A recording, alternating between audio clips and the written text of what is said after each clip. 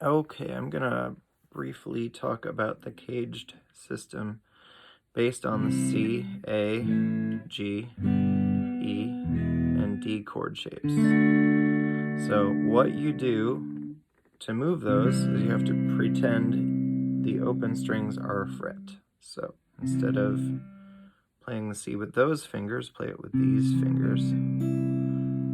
Bar your first finger where there were open strings, open string 1 and 3, and then you can move that shape up the fretboard and still have the same intervals.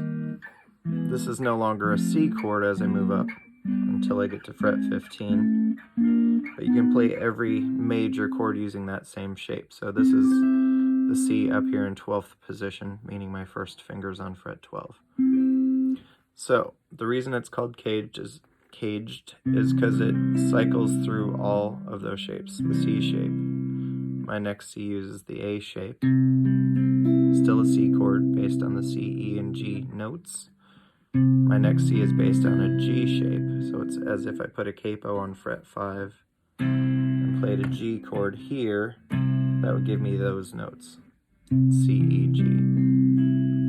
You could even continue like that if you wanted. Or you could grab it all, but that's a little impractical for a lot of people.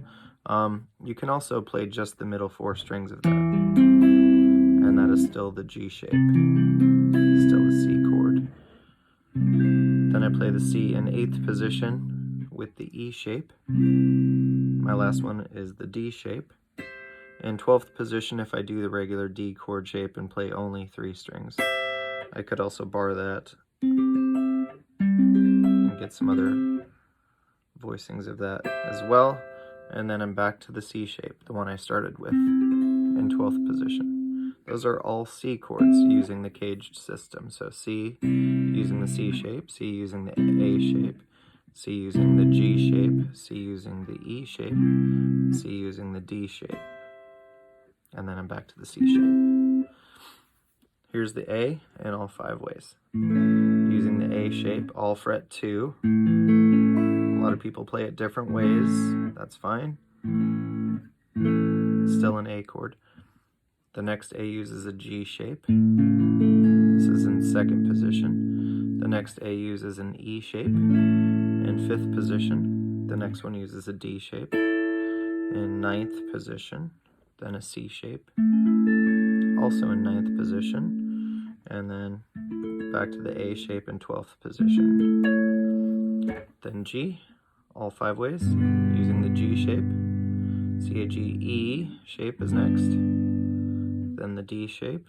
This is in 7th position. Sorry, I'm a little out of tune. Then the C shape. The A shape. Back to the G shape in 12th position. The E chord, using all 5 shapes. So E using the E shape, E using the D shape, 4th position. E using the C shape in 4th position as well. E using the A shape in 7th position. E using the G shape in 9th position. And back to the E shape in 12th position. And then D, finally. Using the D shape, the C shape, which overlaps a bit, uses those same 3 notes. The root of this is now the root of the A shape. This is still a D chord. Then I go to the G shape, the E shape, and finally back to the D shape and the C shape again. So that's the caged system with those 5 chords. And like I said, you can play any chord, any major chord using, like here's an A, here's a B flat using the A shape or an A sharp. There's a B using the A shape and a C using the A shape. So there are a lot of ways you could do this. Those are super useful because each one is a little different voicing of the chord. And if I think about, let's say I play a D chord, this one sounds a little different than this one sounds, which sounds a little different than this one sounds, which sounds a little different than this one sounds. Even if it's the same exact notes, the thickness of the string changes the timbre of the note. That one sounds different because it's got a higher note that we haven't had in any of the others yet. And then this also sounds a little different. So if somebody's playing this,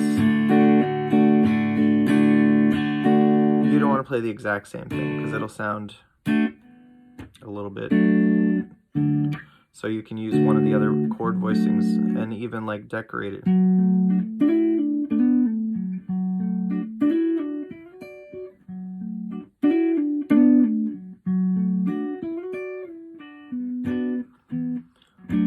So the reason we learn this is not to make life more difficult, it's to make it easier. It's to be able to play over the entire fretboard on any chord that you learn, and be able to see how that connects all the way up. So it sort of demystifies how the guitar works. You know, on the piano it's a little bit easier to see because it's all visually represented within 12 notes. Once you get that 12 notes, it's exactly the same for each octave. On the guitar, we have these different shapes to achieve the same thing. So hopefully that helps. Thanks.